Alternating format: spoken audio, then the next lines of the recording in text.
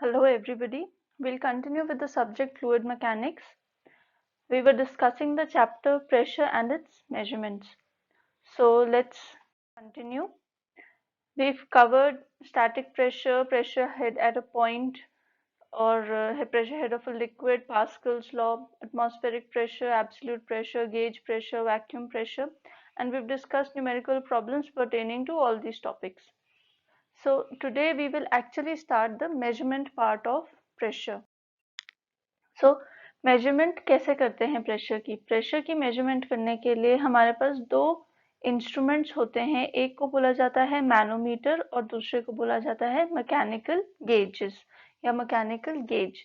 तो मैनोमीटर जो है वो एक सिंपल डिवाइस है जो हम काफी डिटेल में पढ़ेंगे। मैकेनिकल गेजेस जस्ट हम टच करेंगे, एक ब्रश अप लेंगे कि क्या होते हैं मैकेनिकल गेजेस। तो मैनोमीटर स्टार्ट करते हैं। मैनोमीटर अब कैसी डिवाइस है, किस किस पॉइंट पे आपको मैनोमीटर हेल्प कर सकता है प्रेशर मेजर करने के लिए। तो मैनोमीटर आपको प्रेशर मेजर करने की हेल्प कर सकता है, प्रेशर एट अ पॉइंट। तो किसी एक पर्टिकुलर पॉइंट पे अगर प्रेशर आपको कैलकुलेट करना है तो मैनोमीटर वो कैलकुलेट करवा सकता है। जैसे कि एग्जाम्पल है, यहाँ पे आपका कोई टैंक था और इस टैंक में कुछ वाटर प्रेजेंट है या कोई भी लिक्विड प्रेजेंट है इस पॉइंट पे। ठीक है, आपको बोला गया कि ये पॉइंट ए है, इस पॉइंट ए का मुझे प्रेशर बताइए कि इस पॉइंट ए पे कितना प्रेशर होगा। तो इस पॉइंट ए का प्रेशर जानने के लिए हम क्या कर सकते हैं, हम यहाँ पे एक मैनोमीटर इंसर्ट कर सकते हैं। सिंपल मैनोमीटर इंसर्ट करेंगे। मान लेते हैं मैनोमेट्रिक लिक्विड भी क्या है, पानी ही है। तो मैनोमेट्रिक लिक्विड पानी होगा तो पानी क्या करेगा, पास्कल्स लॉ की वजह से पानी कहाँ तक राइज कर जाएगा, जहां तक ये वाला हेड प्रेजेंट है, जहां तक इधर प्रेशर है वहां तक ही इधर पानी राइज करेगा। तो यहाँ पे क्या, जहाँ फ्री सरफेस है उस तक, तो ये पानी क्या कर गया, राइज कर गया यहाँ पे इस तरीके से। ठीक है, ये हेड हम या ये हाइट हम क्या कर सकते हैं, कैलकुलेट कर सकते हैं। ये हाइट किसको कॉरेस्पॉन्ड कर रही है, ये हाइट कॉरेस्पॉन्ड कर रही है पॉइंट ए को। ये हाइट किसको कॉरेस्पॉन्ड कर रही है, पॉइंट ए को। तो प्रेशर क्या हो जाएगा, pressure will be equal to H into rho into G, जहाँ पे what is H, H is the reading of the manometer.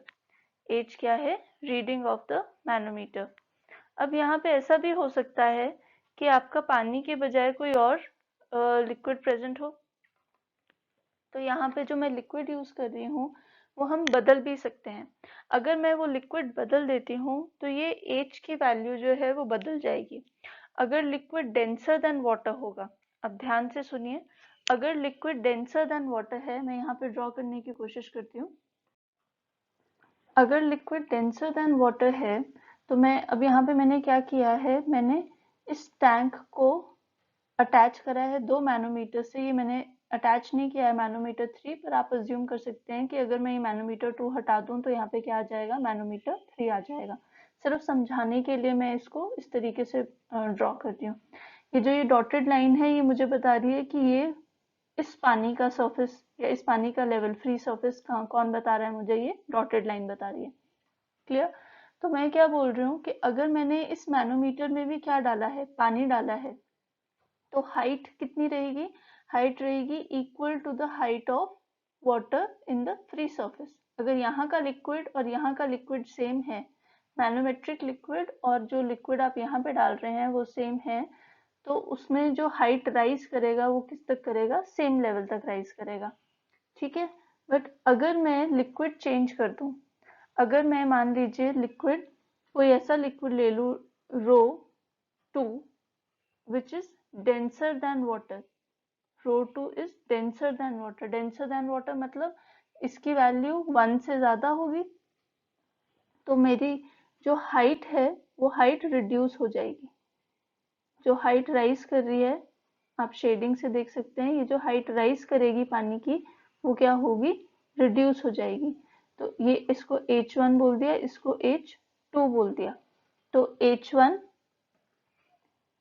H1 जो है will be greater than H2, will be greater than H2। ठीक है, H2 कहाँ पे है मेरे पास, H2 यहाँ पे है, ये वाली हाइट। M I clear? ठीक है, अब मैंने क्या किया, अब मैंने चेंज कर दिया, अब मैंने लिक्विड और चेंज कर दिया, और चेंज करके क्या किया, मैंने कोई ऐसा लिक्विड डाल दिया जिसकी जो डेंसिटी है, density ρ3 is lesser than density of water. मतलब ये लिक्विड लाइटर है, लिक्विड लाइटर है मतलब इसकी डेंसिटी क्या होगी, 1 से, इसकी स्पेसिफिक ग्रेविटी क्या होगी, 1 से भी कम होगी। तो उसकी हाइट क्या हो जाएगी, उसकी हाइट हो जाएगी इस पानी के लेवल से भी ऊपर, इस पानी के लेवल से भी क्या हो जाएगी, ऊपर हो जाएगी। क्यों हो जाएगी ऊपर, क्योंकि आपका जो डेंसिटी कम है, तो हमारा जो फॉर्मूला होता है Pascal's law, H1 into S1 is equal to H2 into S2। तो आपको अगर आपका स्पेसिफिक ग्रेविटी कम होती है, स्पेसिफिक ग्रेविटी कम होती है तो हाइट को क्या करना पड़ेगा, इंक्रीज करना पड़ेगा। अगर लिक्विड 3 की बात करें तो S3 क्या है, S3 is less than S1, S3 is less than S1, therefore height of liquid मतलब H3 will be greater than H1। पानी से बड़ी है इसकी पानी से कम है इसकी स्पेसिफिक ग्रेविटी, तो हाइट क्या हो जाएगी उसकी, पानी से ज्यादा हो जाएगी, तभी ये इक्वेशन क्या रहेगी, वैलिड रहेगी। क्लियर? तो अगर डेंसिटी पानी से कम है और इसमें यहाँ पे पानी प्रेजेंट है तो ये हाइट ज्यादा होगी इस लेवल से, जिस लेवल पे पानी है। अगर डेंसिटी ज्यादा है तो हाइट क्या होगी मैनोमेट्रिक लिक्विड की, कम होगी। और अगर दोनों जगह सेम लिक्विड प्रेजेंट है तो हाइट क्या हो रहेगी, सेम रहेगी, इस टाइप के मैनोमीटर में। ठीक है, तो ये हो गया determining pressure at a point, एक पॉइंट पे आप कैसे प्रेशर निकाल सकते हैं। वैसे ही to determine pressure difference between 2 points in a pipe, आपको क्या दे रखा है, आपको एक पाइप दे रखी है जिसमें पानी बह रहा है इस तरीके से। ये हमारे पास कोई पाइप दे रखी है जिसका मैं आपको क्या दिखा रही हूँ, क्रॉस सेक्शन दिखा रही हूँ,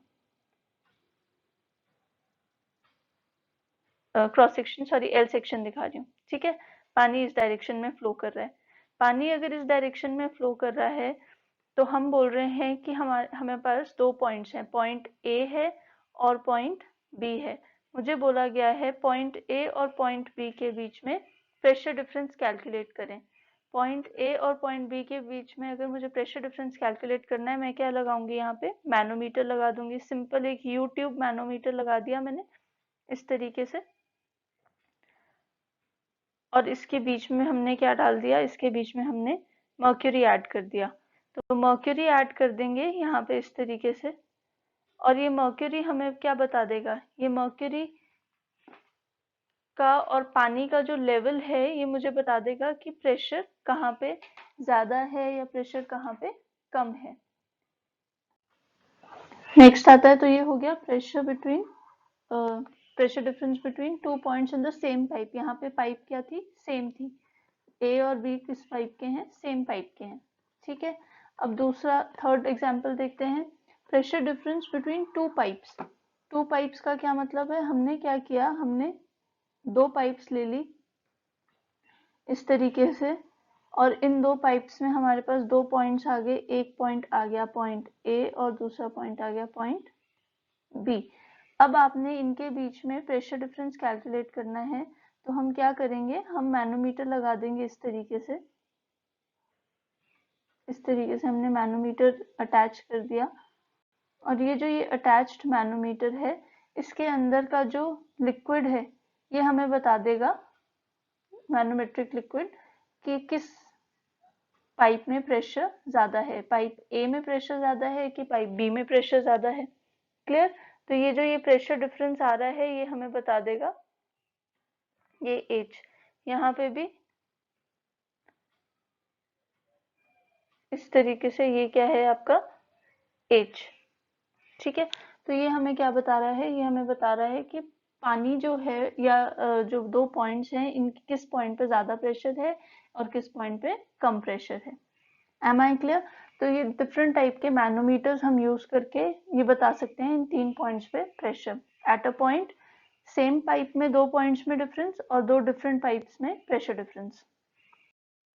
नेक्स्ट आते हैं क्लासिफिकेशन ऑफ मैनोमीटर्स की।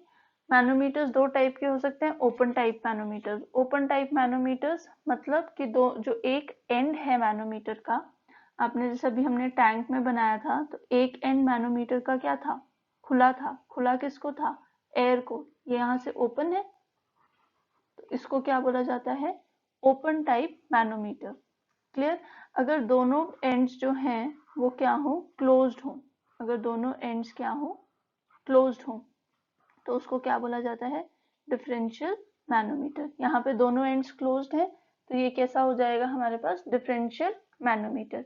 यहाँ ओपन है तो ये कैसा हो जाएगा, open type manometer. Open type manometer फिर से तीन टाइप के होते हैं। सिंगल ट्यूब मैनोमीटर जिसको और क्या बोला जाता है, पीजोमीटर। डबल कॉलम मैनोमीटर जिसको हम क्या बोलते हैं, you tube manometer. Single column manometer, single column manometer को और क्या बोला जाता है, माइक्रो मैनोमीटर। तो हम जैसे जैसे आगे चैप्टर में बढ़ते जाएंगे वैसे वैसे हम ये हर टाइप को डिटेल में डिस्कस करेंगे। ठीक है। प्रिंसिपल ऑफ मैनोमीटर्स, मैनोमीटर्स का क्या प्रिंसिपल है, it is based on it is based on, यहाँ पे I am sorry, the principle of balancing the column of fluid by the same or another column of the fluid। मतलब आपने इस manometer के अंदर क्या डाला है, फ्लूइड डाला है। ठीक है। ये फ्लूइड या फिर कोई अपना ही फ्लूइड जो यहाँ से था इधर गया, वो आपको क्या दे रहा है, हाइट दे रहा है। अब ये प्रेशर क्या करता है, ये प्रेशर इस तरीके से बैलेंस करता है कि हमें क्या मिल जाता है, प्रेशर डिफरेंस मिल जाता है। तो ये मैनोमीटर, ये जो लिक्विड की हाइट है, ये अपने आप को एडजस्ट करती है हमें क्या देने के लिए, हमें प्रेशर डिफरेंस देने के लिए। पर इसका मतलब ये क्या हो गया है, इस लिक्विड ने दोनों जगह का प्रेशर क्या कर दिया है, बैलेंस कर दिया है। ठीक है, balancing the column of the fluid. तो जब हम ये न्यूमेरिकल्स में देखेंगे तो आपको ये पॉइंट ज्यादा अच्छे से समझ आएगा। नेक्स्ट है mechanical gauges. Mechanical gauges again devices used to measure pressure. They are based on the principle of balancing the column of the fluid by the spring or dead weight। यहाँ पे हम spring attach कर देते हैं, उस spring में जो dead weight लगा होता है उसके अमाउंट से हमें पता चलता है कि कितना प्रेशर हम एक्सपीरियंस कर रहे हैं उस पर्टिकुलर पॉइंट पे या जो भी सिचुएशन है उस पे। तो बहुत सारे टाइप के प्रेशर मैकेनिकल गेजेस हैं, उनको प्रेशर गेजेस भी बोल सकते हैं आप।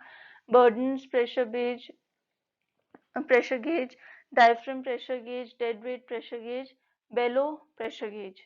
ठीक है। सिंपल मैनोमीटर, सिंपल मैनोमीटर्स को और क्या बोला जाता है, ओपन ट्यूब मैनोमीटर। तो सिंपल मैनोमीटर कब यूज करते हैं, जब हमें प्रेशर कहाँ निकालना होता है, एट अ पॉइंट निकालना होता है। when we have to determine the pressure at a point in a fluid contained in a pressure pipe or a vessel। किसी पाइप या किसी वेसल में, जैसे यहाँ पे एक टैंक में हम देख रहे हैं, हमें कौन से पॉइंट का प्रेशर निकालना है, पॉइंट ए का प्रेशर निकालना है। तो हम क्या यूज करेंगे, एक सिंपल मैनोमीटर, या फिर उसको क्या बोल सकते हैं, open tube manometer. Open tube manometer क्यों बोलते हैं, क्योंकि इसके दो एंड्स हैं, एक एंड ये है और दूसरा एंड ये है। एक एंड जो है वो तो कनेक्टेड है जिस पॉइंट का आपने प्रेशर निकालना है। जैसे ये वाला जो एंड है ये किससे कनेक्टेड है, उस पॉइंट से कनेक्टेड है जिसका आपने प्रेशर ऑब्टेन करना है। और जो दूसरा एंड है वो ओपन टू द एटमॉस्फेयर है, मतलब वो खुला है, उसको आपने बंद नहीं किया है, कैप नहीं लगी है, लिड नहीं लगा है उसके ऊपर, it is open to air, तो हवा अंदर आ जा सकती है। ठीक है। तो इस टाइप के मैनोमीटर्स को क्या बोलते हैं, सिंपल मैनोमीटर्स या फिर ओपन ट्यूब मैनोमीटर्स। तो इनमें फर्स्ट टाइप है पीजोमीटर। पीजोमीटर को और क्या बोला जा सकता है, सिंगल ट्यूब मैनोमीटर। ये जो ये हमने एग्जांपल ड्रॉ किया है, दिस इज अ पीजोमीटर। आप देख सकते हैं कि इसमें एक ही ट्यूब है, क्योंकि इसमें एक ही ट्यूब है तो इसको क्या बोला जा रहा है, सिंगल ट्यूब मैनोमीटर।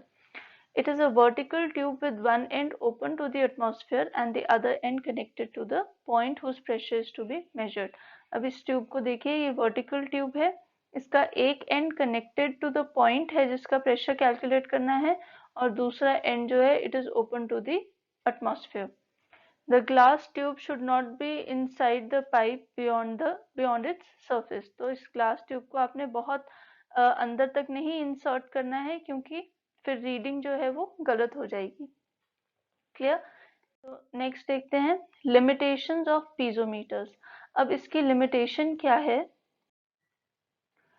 जो पीजोमीटर है, it can be used to measure only the gauge pressure. Gauge pressure का क्या मतलब है? अगर आपको याद होगा लास्ट लेक्चर से, गेज प्रेशर होता है जो एटमॉस्फेरिक प्रेशर के ऊपर वाला प्रेशर हो। हम ड्रॉ करते थे, this is absolute zero, absolute zero, और फिर आता था हमारे पास एटमॉस्फेरिक प्रेशर। तो ये एटमॉस्फेरिक प्रेशर हो गया। उसके ऊपर एटमॉस्फेरिक प्रेशर के ऊपर अगर प्रेशर है तो हम उसको बोलते थे गेज प्रेशर, और अगर उसके नीचे का प्रेशर है तो उसको हम क्या बोलते थे? Vacuum pressure. अगर एटमॉस्फेरिक प्रेशर से नीचे का प्रेशर है तो इसको हम क्या बोलते हैं? Vacuum pressure. ठीक है?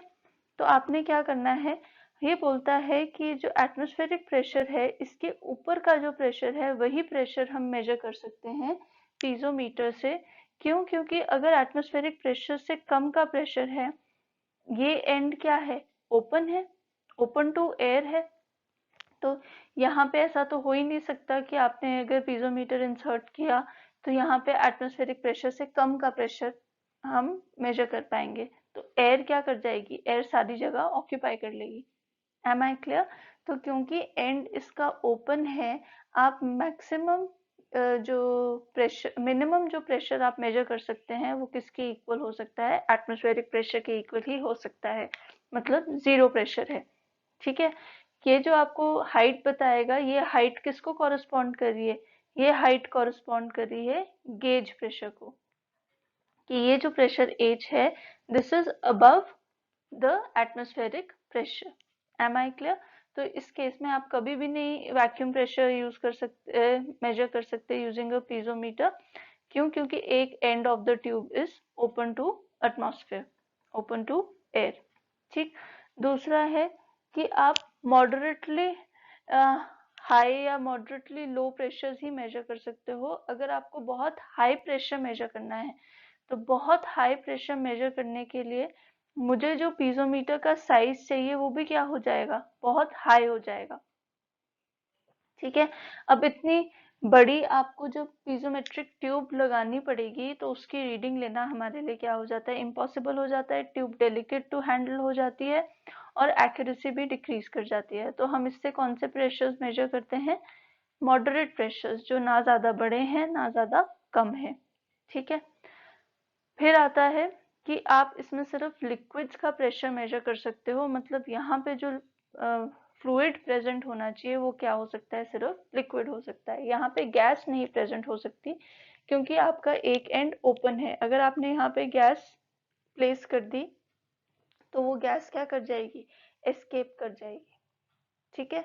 तो उस केस में आप क्या कर सकते हैं? आप गैसेस का प्रेशर यूजिंग पीजोमीटर यूज नहीं कर सकते। क्या यूज कर सकते हैं? सिर्फ लिक्विड्स का कर सकते हैं।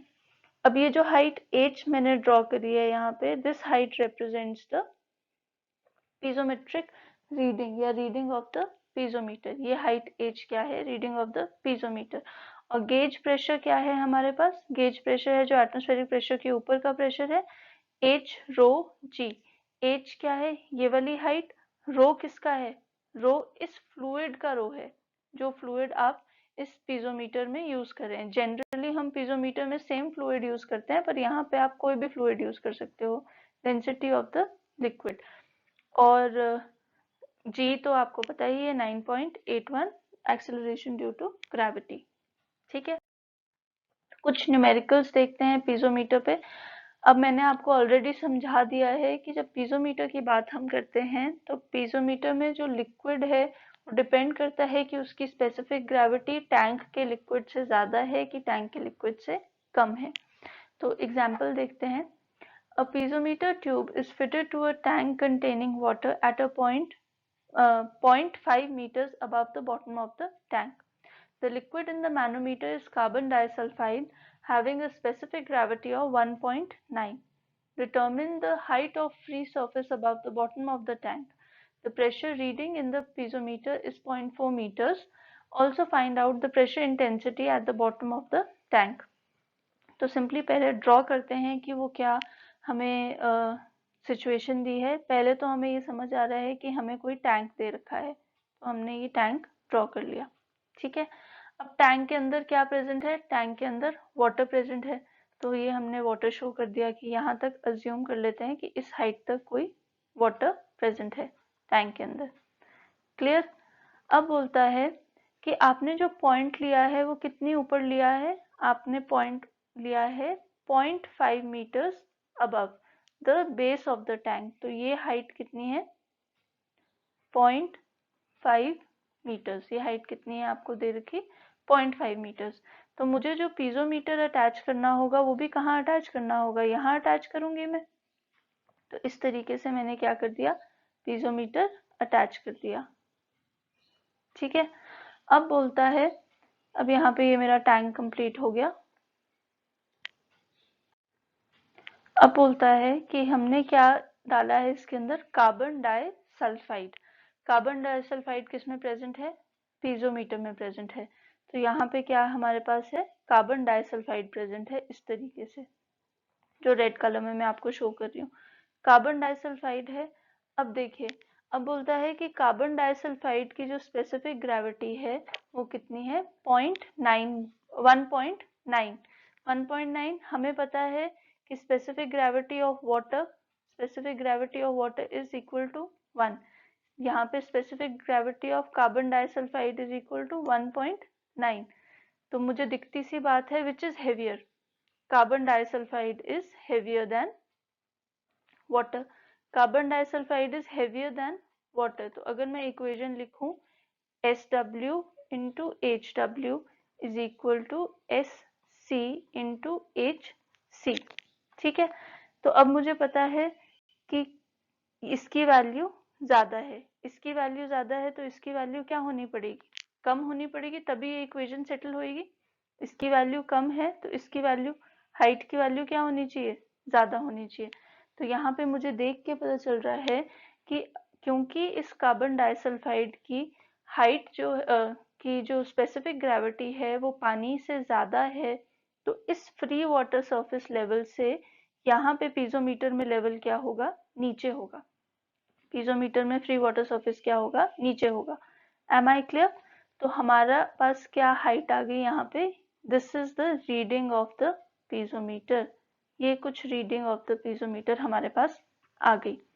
एम आई क्लियर? ये समझना बहुत जरूरी है कि आपका जो वाटर का लेवल है और जो कार्बन डाइसल्फाइड का लेवल है उसमें कुछ डिफरेंस आने वाला है। क्यों आने वाला है डिफरेंस?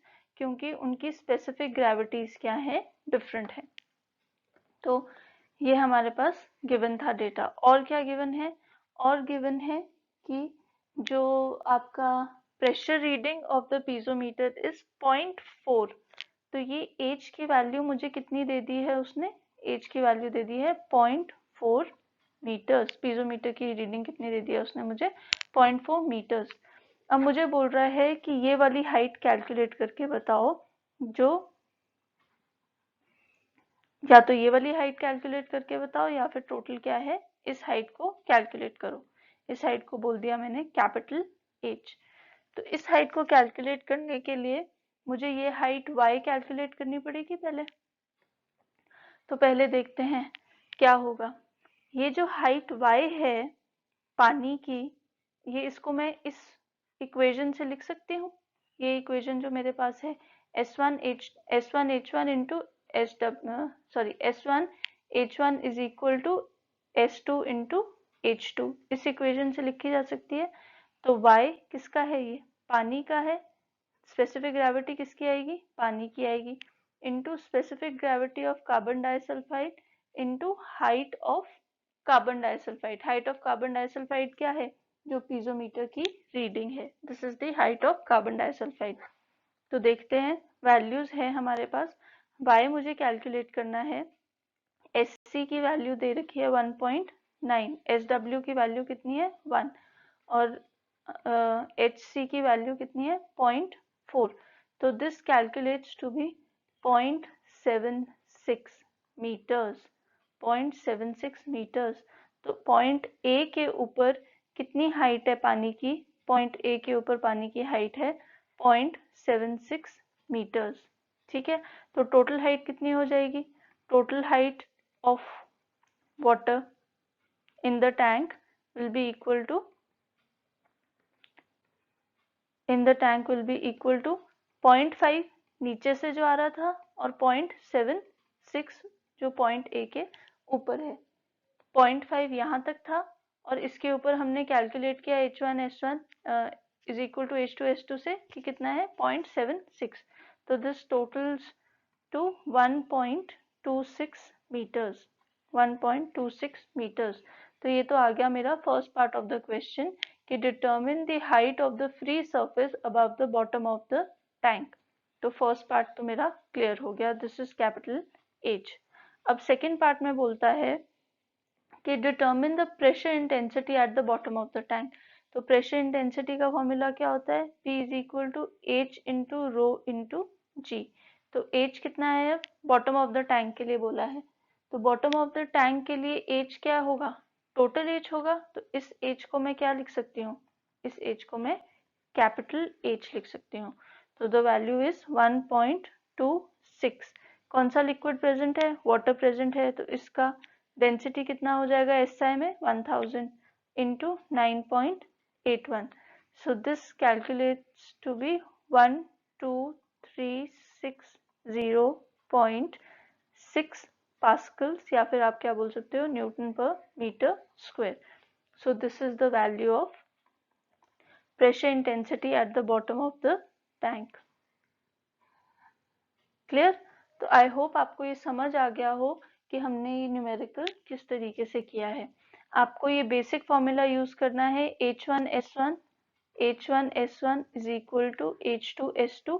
उससे मैंने कौन सी हाइट कैलकुलेट कर ली? उससे मैंने ये वाली हाइट कैलकुलेट कर ली अबव A, और फिर मैंने इसको यूज करके क्या कर दिया? Total height capital H calculate कर दी, और फिर मैंने pressure at bottom of the tank calculate कर दिया। देखते हैं।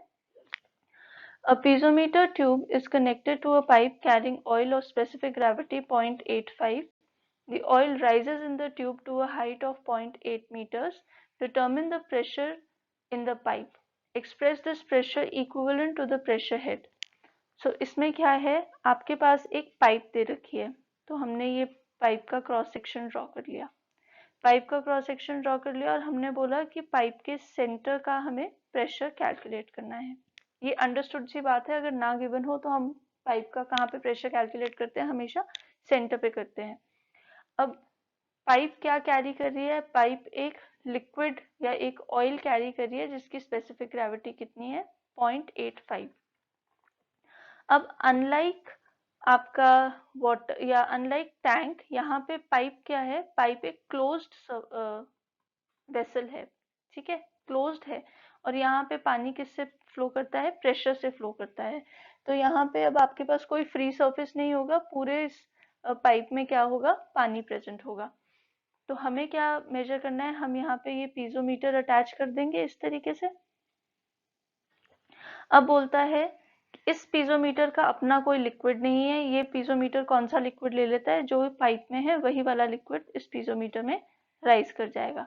पीजोमीटर में लिक्विड राइज किया अप टू पॉइंट दिस, और इसकी हाइट कितनी आ गई? इसकी हाइट आ गई आपके पास 0.8 मीटर्स। इसकी हाइट कितनी हो गई? 0.8 मीटर्स। अब इस 0.8 मीटर्स में वो कह रहा है determine the pressure in the pipe. Pipe के अंदर कितना प्रेशर है? यहाँ पे कुछ प्रेशर होगा पॉइंट ए पे, तो pressure is equal to H into rho into G. तो H कितना दे रखा है मुझे? 0.8। डेंसिटी कितनी है? 0.85 स्पेसिफिक ग्रेविटी है इंटू 1000। तो ये डेंसिटी आ गई, density of the oil. This is density of the oil, मैंने डायरेक्टली लिख दिया है, आप दो स्टेप में भी कर सकते हैं, इंटू 9.81। ठीक है, तो this calculates to be equal to 6670.8 newton per metre square, या फिर सिंपली पास्कल। तो पाइप में पॉइंट ए पे कितना प्रेशर है 6670.8 न्यूटन पर मीटर स्क्वायर। दूसरा बोलता है calculate this pressure equivalent to pressure head of water. ये यहाँ पे मिस हो गया है, प्रेशर हेड ऑफ वाटर। तो आपको पूछता है प्रेशर हेड ऑफ वाटर की टर्म्स में लिखिए। तो हमारे पास वो स्टैंडर्ड फॉर्मूला है हमारा, अगर हमारे को हेड कन्वर्ट करना होता है तो हम क्या यूज करते हैं H1S1 is equal to H2S2। हमें निकालना है height of water, specific gravity of water कितना होता है 1। H2 कितना है मेरे पास ऑयल का 0.8, specific gravity of oil is 0.85। तो HW कितना हो जाएगा, HW will be equal to 0.68 meters of water, 0.68 meters of water। And आपके पास ये इक्विवेलेंट प्रेशर आ गया इसका। तो मतलब अगर मैं यहाँ पे एक और पीजोमीटर लगा देती, पीजोमीटर अटैच कर देती और उसमें इस ऑयल के बजाय क्या डाल देती, वाटर डाल देती, तो वाटर कितनी हाइट तक राइज करना था 0.68 मीटर्स तक राइज करना था अबव पॉइंट ए। तो यहाँ पे कितना होना था 0.68 मीटर्स। इस केस में क्या है वाटर, और इस केस में क्या प्रेजेंट है इस पीजोमीटर के अंदर ऑयल। ठीक है, तो ये सिंपल एग्जांपल्स हैं, आप इजीली इनको समझ सकते हैं। तो इस चैप्टर में हमने, इस लेसन में हमने क्या किया, इंट्रोडक्शन टू प्रेशर मेजरमेंट देखा हमने क्या होता है, और हमने सिंपल मैनोमीटर्स के बारे में पढ़ा, पीजोमीटर्स के बारे में, और हमने कुछ उनकी न्यूमेरिकल प्रॉब्लम सॉल्व करी। So thank you and stay tuned.